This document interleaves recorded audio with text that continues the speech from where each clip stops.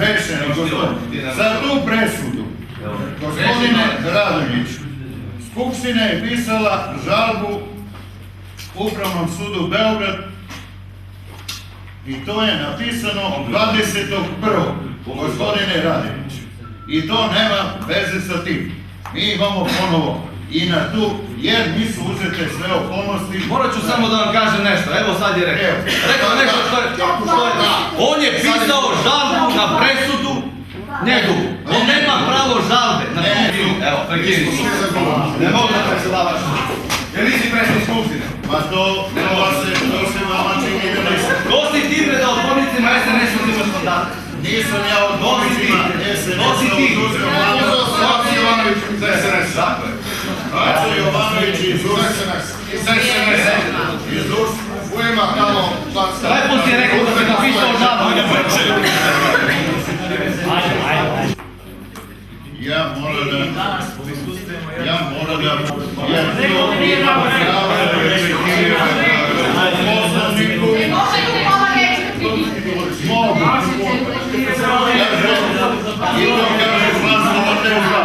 Ako predsjednik Skupštine redovnih merama ne može da održi red na sednici, odredit će kratak prekid sednice ne duži od pola sata.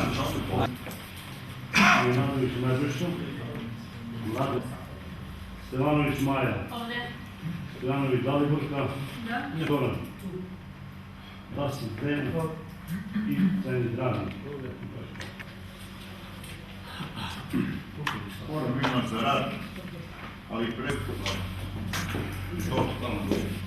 Ali ovdje kandidat 27. Niste vi odgovorite.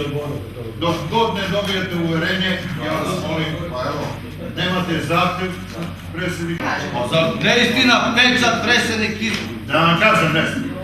Ostanite, sve će da objasnimo. Vi ste rekao vidovita zorka da su napravili da se rešava. Ostanite, sve će da objasnimo mi sad. Nisi predsjednik, ste me slušao, ti što odbornik koji će vamo. Izabran je ponovo. Nije.